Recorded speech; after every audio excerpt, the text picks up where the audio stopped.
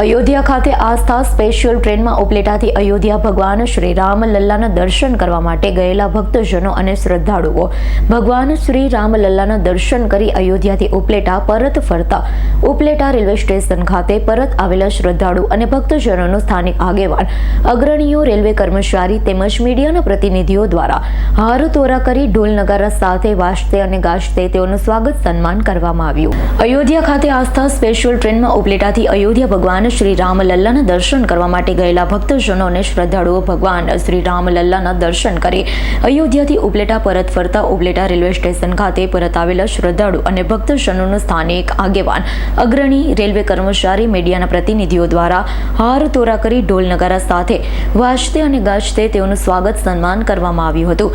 સ્વાગત સન્માનની અંદર ઉપસ્થિત સૌ લોકોએ અયોધ્યાથી પરત ફરતા શ્રદ્ધાળુ અને ભક્તજનોને હાર પહેરાવી પુષ્પ અર્પણ કરી વિશેષ રૂપે સ્વાગત સન્માન કર્યું હતું। રેલવે પ્રશાસન દ્વારા આસ્થા સ્પેશિયલ ટ્રેનમાં ભગવાન શ્રી રામલલ્લાના દર્શન કરવા ગયેલા મુસાફરો માટેની ખાસ વિશેષ વ્યવસ્થા કરી હતી। સાથે જ આ તમામ મુસાફરોને કોઈ તકલીફ કે સમસ્યા કોઈ અણબનાવ ન બને તે માટે પણ ખાસ વ્યવસ્થા કરવામાં આવી હતી। ઉપલેટા ખાતેથી અયોધ્યા ગયેલા યાત્રાળુઓને હાર પહેરાવી બુકે પુષ્પ અર્પણ કરી વાજતે ગાજતે પ્રસ્થાન કરાવવામાં આવ્યું હતું। ટ્રેન અને તેમાં સવાર મુસાફરો પરત ફરતા મુસાફરોમાં પણ આનંદ અને તેનો ઉત્સાહનો માહોલ જોવા મળ્યો છે। ટ્રેન ઉપલેટા ખાતે આવી પહોંચતા જય જય શ્રી રામના નારા સાથે મુસાફરો પરત આવતા નજરે પડ્યા હતા। મારું નામ અનિતાબેન ચૌહાણ છે। અમે અમારા ફેમિલી સાથે આજ 25 તારીખના રોજ અમે ઉપલેટાથી આસ્થા ટ્રેનના મારફતે અયોધ્યાના દર્શન કરવા ગયા હતા। તેમાં અમે ખૂબ જ મજા કરી। એક પરિવારની જેમ આખી પોરબંદર, ઉપલેટા, આજુબાજુનો વિસ્તાર, કેશોદ, ગોંડલથી ઘણા લોકો અમારી સાથે હતા, પણ એવું લાગતું નહોતું કે અમે એકલા જ હતા। આખો પરિવારની જેમ અમે લોકો ત્યાં અયોધ્યામાં ગયા। ત્યાં ખૂબ સરસ રામલલ્લાના દર્શન કર્યા અને આખો પોલીસ સ્ટાફ અમારી સાથે હતો અને અમને ખૂબ જ સાથ સહકાર કર્યો છે। ક્યાંય પણ અણબનાવ ન બને એની ખૂબ જ કાળજી રાખી છે।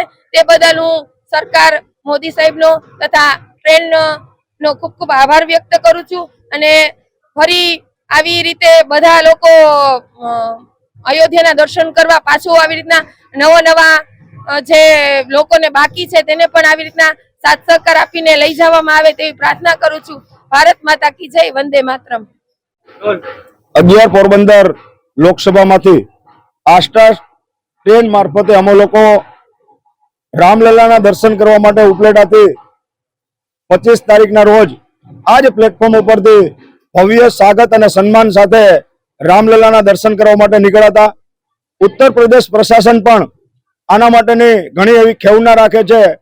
ત્યાં ઉતરીને સીધું જ રામલલ્લાના દર્શન માટે જાય। અતિ ભવ્યથી ભવ્ય 500 વર્ષ પછી જે આપણું સપનું હતું એ સાકાર થયું છે અને રામલલ્લાના દર્શન કરવાનો અમને મોકો મળ્યો।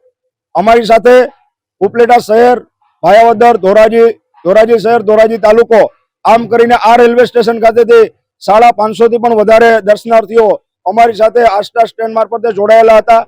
ખૂબ સારી રીતે ભવ્યતાથી દર્શન કરી અને અમે લોકો આજે 29 તારીખે અત્યારે સવારે પધાર્યા ત્યારે ઉપલેટા શહેર અને અગ્રગણ્ય આગેવાનો દ્વારા ભવ્ય રીતે અમારું સ્વાગત અને સન્માન કરાયું અને અમને આવકાર અપાયો હતો।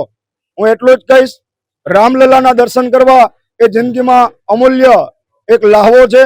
આ લાહવો ક્યારેય આપના જીવનમાં આવે તો એ ચૂકવો ના જોઈએ અને ખાસ કરીને પોરબંદર લોકસભાના માન્ય સાંસદ રમેશભાઈ ધડોક, આ જ વિસ્તારના લોકલાડીલા ધારાસભ્ય મહેન્દ્રભાઈ પાટલિયા, જિલ્લા ભાજપ અલ્પેશભાઈ તેમજ એમની ટીમ કે જેને અમને સતત આ ટ્રેનમાં વિડીયો કોલિંગના મારફતે અમારી ખેવના રાખી છે। અમને પૂછવામાં આવ્યું છે પ્રશાસનનો પણ અને ઉપલેટા રેલવે સ્ટેશન અને પૂરા વિસ્તારનો અમે આ તકે આભાર માનીએ છીએ।